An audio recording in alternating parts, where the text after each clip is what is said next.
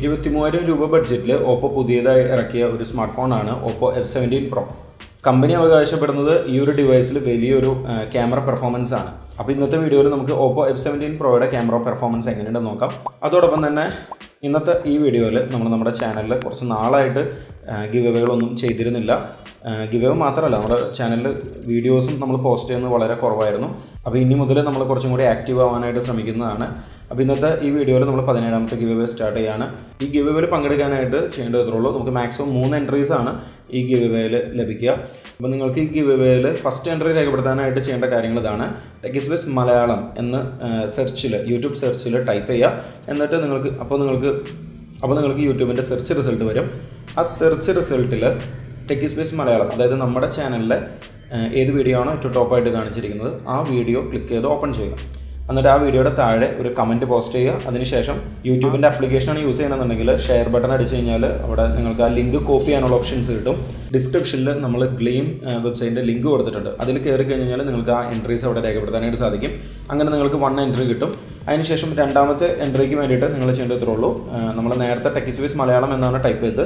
അതിന് പകരം അൺബോക്സിങ് ടെക്കിസ്പേസ് മലയാളം എന്ന് ടൈപ്പ് ചെയ്യാം. അപ്പോൾ നിങ്ങൾക്ക് കുറച്ച് റിസൾട്ടുകൾ കാണാം. ആ റിസൾട്ടിൽ നമ്മുടെ ചാനലിൽ നിന്നുള്ള വീഡിയോയിൽ കയറുക. ആ വീഡിയോയുടെ താഴെ കമൻറ്റ് പോസ്റ്റ് ചെയ്യുക. അതിനുശേഷം ആ വീഡിയോയുടെ ലിങ്കും നിങ്ങൾ കോപ്പി ചെയ്യുക. അതും ഈ പറയുന്ന നമ്മൾ ഡിസ്ക്രിപ്ഷനിൽ കൊടുത്ത ഗ്ലെയിം വെബ്സൈറ്റിൻ്റെ ലിങ്കിൽ കയറി അവിടെ പോസ്റ്റ് ചെയ്ത് കഴിഞ്ഞാൽ സെക്കൻഡ് എൻട്രി കിട്ടും. തേർഡ് എൻട്രിക്ക് നിങ്ങൾക്ക് ഇതേപോലെ തന്നെ ജസ്റ്റ് മെത്തേഡൊക്കെ സെയിം തന്നെയാണ്. പക്ഷേ സെർച്ച് ചെയ്യുമ്പോൾ ക്യാമറ ടെക്കിസ്പേസ് മലയാളം എന്ന് സെർച്ച് ചെയ്യുക. നിങ്ങൾക്ക് കൂടുതൽ ഡീറ്റെയിൽസ് അറിയണമെന്നുണ്ടെങ്കിൽ ഈ വീഡിയോയുടെ താഴെ ഡിസ്ക്രിപ്ഷനിൽ കൊടുത്തിട്ടുണ്ടാവും. അതുപോലെ തന്നെ അവിടെ കൊടുത്തിരിക്കുന്ന ഗ്ലെയിം വെബ്സൈറ്റിൻ്റെ ലിങ്കിൽ കയറി കഴിഞ്ഞാൽ അവിടെ നിങ്ങൾക്ക് ഓരോ എൻട്രി കിട്ടാനുള്ള ഇൻസ്ട്രക്ഷൻസ് അവിടെ കൊടുത്തിട്ടുണ്ട്. അപ്പോൾ ഇനി എന്തായാലും നമുക്ക് ഓപ്പോ F17 Proയുടെ ക്യാമറ റിവ്യൂയിലേക്ക് പോകാം. F17 Proയിൽ റിയർ സൈഡിൽ വരുന്നത് 4 ക്യാമറകളാണ്. 48 മെഗാപിക്സലിൻ്റെ മെയിൻ ക്യാമറ, 8 മെഗാപിക്സലിൻ്റെ അൾട്രാ വൈഡ് ആംഗിൾ ലെൻസ്, 2 മെഗാപിക്സലിൻ്റെ ഡെപ്ത് സെൻസർ, 2 മെഗാപിക്സലിൻ്റെ മോണോക്രോം ലെൻസ്. മെയിൻ ക്യാമറ ഉപയോഗിച്ച് 12 MP ഫോട്ടോസാണ് ഡിഫോൾട്ടായി ഫോൺ എടുക്കുന്നത്. 2 മെഗാപിക്സലിൻ്റെ മോണോക്രോം ലെൻസ് ഉള്ളതുകൊണ്ട് തന്നെ വളരെ മികച്ച കളർ ആക്യുറസിയാണ് നമുക്ക് ഫോട്ടോ എടുക്കുമ്പോൾ ലഭിക്കുന്നത്. മെയിൻ ക്യാമറ വെച്ച് ഫാസ്റ്റായി പിക്ചേഴ്സ് ക്യാപ്ചർ ചെയ്യാൻ സാധിക്കുന്നുണ്ട്. കളർ ആക്യുറസി പ്രത്യേകിച്ചും എടുത്തു പറയേണ്ട ഒന്നാണ്. ഇതൊക്കെ ഡേ ലൈറ്റ് ഫോട്ടോസിൻ്റെ കേസ് മാത്രമാണ്. എന്നാൽ ലോ ലൈറ്റിൽ വരുമ്പോൾ മറ്റൊന്നാണ് റിസൾട്ട്. ക്യാമറ വളരെ മോശമായിട്ടാണ് പെർഫോം ചെയ്യുന്നത്. 23,000 രൂപ ബഡ്ജറ്റിൽ ഇറങ്ങിയ ഒരു ഡിവൈസായിട്ട് പോലും ലോ ക്വാളിറ്റി റിസൾട്ടാണ് നമുക്ക് കാണാനായിട്ട് സാധിക്കുന്നത്. ഒരു ആക്സെപ്റ്റഡ് ക്വാളിറ്റി ഇമേജ് മാത്രമാണ് ലോ ലൈറ്റിൽ ക്യാപ്ചർ ചെയ്യാൻ സാധിക്കുന്നുള്ളൂ. നൈറ്റ് മോഡൊക്കെ ഈ ഫോണിൻ്റെ ക്യാമറയിലുണ്ട്. പക്ഷേ നമുക്ക് വളരെ നോയ്സ് ആയിട്ടുള്ള ഇമേജസാണ് നൈറ്റ് മോഡിൽ ലഭിക്കുന്നത്. നൈറ്റ് മോഡിൽ ഫോട്ടോസ് വെറുതെ ഓവർ എക്സ്പോസ്ഡ് ആക്കിയേക്കാണ്. അല്ലാതെ അതിൽ ഡീറ്റെയിൽസ് അല്ലെങ്കിൽ ഒരു ക്വാളിറ്റി ഉള്ളതായിട്ട് നമുക്ക് തോന്നുന്നില്ല. ആർട്ടിഫിഷ്യൽ ലൈറ്റിംഗ് കണ്ടീഷനിലും ഇമേജസ് നോയ്സ് ഉള്ളതായി കാണുന്നുണ്ട്. പക്ഷേ അത്രയും മോശം ഇമേജസ് അല്ല കാണാൻ കഴിയുന്നത്.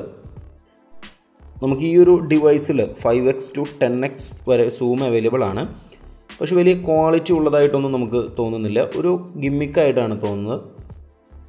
പോർട്രേറ്റ് മോഡിൽ ഡേ ലൈറ്റിൽ നല്ല ഫോട്ടോസ് എടുക്കുവാൻ സാധിച്ചു. ബ്ലർ ആൻഡ് ബൊക്കെ എഫക്റ്റ് ഒക്കെ വളരെ നന്നായി തന്നെ നമുക്ക് കാണാൻ സാധിച്ചിട്ടുണ്ട്. 2 മെഗാപിക്സലിൻ്റെ ഡെപ്ത് സെൻസർ അതിന് സഹായിച്ചതായി നമുക്ക് കാണുവാനായിട്ട് കഴിഞ്ഞു. വൈഡ് ആംഗിൾ ക്യാമറയുടെ പെർഫോമൻസ് പറയുകയാണെങ്കിൽ വളരെ മികച്ചത് തന്നെയാണ്. വളരെ വലിയൊരു ഫീൽഡ് ഷൂട്ട് ചെയ്യാനായിട്ട് നമുക്ക് ഈ ഒരു ഡിവൈസിൻ്റെ വൈഡ് ആംഗിൾ ലെൻസ് ഉപയോഗിച്ച് നമുക്ക് സാധിക്കും. അൾട്രാ വൈഡ് മോഡിലെടുത്ത ഇമേജസ് നമുക്ക് താരതമ്യേന സോഫ്റ്റ് ഇമേജസ് ആണ് പ്രൊഡ്യൂസ് ചെയ്യുന്നത്. മെയിൻ ക്യാമറയുടെ അത്രയും നല്ല ഇമേജസ് എടുക്കുവാൻ വൈഡ് ആംഗിൾ ലെൻസ് വെച്ച് നമുക്ക് കഴിയില്ല. ഇനി നമ്മൾ ഫ്രണ്ട് ക്യാമറയ്ക്ക് വരാണെങ്കിൽ ഫ്രണ്ട് സൈഡിൽ 16 മെഗാപിക്സലിൻ്റെ മെയിൻ ഷൂട്ടറും 2 മെഗാപിക്സലിൻ്റെ ഡെപ്ത് സെൻസറുമായിട്ടുള്ള ഒരു ഡുവൽ സെറ്റപ്പാണ് വരുന്നത്. ഫ്രണ്ട് ക്യാമറ വെച്ച് നല്ല പോർട്രേറ്റ് ഇമേജസ് എടുക്കുവാൻ നമുക്ക് സാധിക്കുന്നുണ്ട്.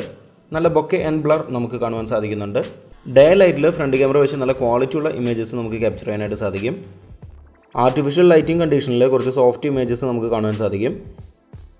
ലോ ലൈറ്റ് സിനാരിയോയിൽ കുറച്ച് അധികം നോയ്സ് ഇമേജിൻ്റെ ക്വാളിറ്റിയിൽ കാണുവാൻ നമുക്ക് കഴിയുന്നുണ്ട്.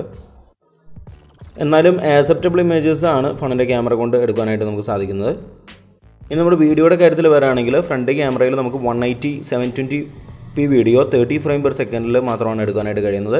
നമുക്ക് റിയർ ക്യാമറ വെച്ച് 4K 180 720p വീഡിയോസൊക്കെ എടുക്കാൻ സാധിക്കും. പക്ഷേ 16 frame per second mode front ക്യാമറയിലാണെങ്കിലും ബാക്ക് ക്യാമറയിലാണെങ്കിലും നമുക്ക് അവൈലബിൾ അല്ല. ഒപ്റ്റിക്കൽ ഇമേജ് സ്റ്റെബിലൈസേഷൻ ഇല്ലാത്തതുകൊണ്ട് തന്നെ വീഡിയോ സ്റ്റെബിലിറ്റി അത്ര നന്നായിട്ട് നമുക്ക് തോന്നുന്നില്ല. റിയർ ക്യാമറയിൽ സ്റ്റഡി മോഡ് ഉണ്ടെങ്കിൽ അതിൻ്റെ പെർഫോമൻസ് അത്ര നന്നായിട്ട് നമുക്ക് ഫീൽ ചെയ്യുന്നില്ല. റിയർ ക്യാമറ വെച്ച് നമുക്ക് ഡേ ലൈറ്റിൽ നല്ല വീഡിയോസ് എടുക്കാനായിട്ട് സാധിക്കും. എന്നാൽ ലോ ലൈറ്റ് കണ്ടീഷനിൽ വീഡിയോസ് നോയ്സ് ആയിട്ടാണ് വന്നത്. ഒരു ആവറേജ് പെർഫോമൻസ് മാത്രമാണ് കാണുവാൻ കഴിഞ്ഞത്. വീഡിയോയുടെ കാര്യത്തിൽ ഫ്രണ്ട് ക്യാമറയിലും സിമിലർ പെർഫോമൻസ് തന്നെയാണ് നമുക്ക് കാണുവാൻ കഴിഞ്ഞത്.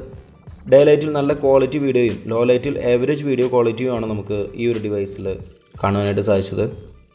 നമ്മൾ ക്യാമറയ്ക്ക് വേണ്ടിയാണ് ഈ ഒരു ഡിവൈസ് എടുക്കുന്നതെങ്കിൽ തീർച്ചയായിട്ടും നമ്മൾ വളരെയധികം നിരാശപ്പെടുത്തും. പ്രത്യേകിച്ച് ലോ ലൈറ്റിൽ വളരെ മോശം പെർഫോമൻസ് ആണ് ഈ ഒരു ഡിവൈസിൽ നമുക്ക് കാണാനായിട്ട് സാധിക്കുന്നത്. 23,000 രൂപയുടെ ഒരു ഡിവൈസായിട്ട് പോലും 16 ഫ്രെയിം പെർ സെക്കൻഡിൽ വീഡിയോ ഷൂട്ട് ചെയ്യാനുള്ളൊരു ഓപ്ഷൻ നമുക്ക് ഈ ഒരു ഡിവൈസിൽ അവൈലബിൾ അല്ല. അത് വലിയൊരു ഡ്രോബാക്കാണ്. കാരണം ഇതിനും കുറഞ്ഞ ബഡ്ജറ്റുള്ള പല ഫോണുകളിലും നമുക്ക് 16 ഫ്രെയിം പെർ സെക്കൻഡിൽ വീഡിയോസൊക്കെ ഷൂട്ട് ചെയ്യാനുള്ള ഓപ്ഷൻസ് അവൈലബിൾ ആണ്. ഈ ഒരു ഡിവൈസിൽ ഒപ്റ്റിക്കൽ ഇമേജ് സ്റ്റെബിലൈസേഷൻ ഇല്ല. അതുകൊണ്ട് തന്നെ അതിൻ്റെ വീഡിയോ പെർഫോമൻസിനെ നന്നായിട്ട് ബാധിക്കുന്നുണ്ട്. പക്ഷേ ഇത്രയൊക്കെ ആണെങ്കിലും ഡേ ലൈറ്റ് കണ്ടീഷനിൽ നമുക്ക് ഫോട്ടോസൊക്കെ എടുക്കാനായിട്ട് നല്ല ക്വാളിറ്റിയുള്ള ഇമേജസ് ആണ് നമുക്ക് ലഭിക്കുന്നത്.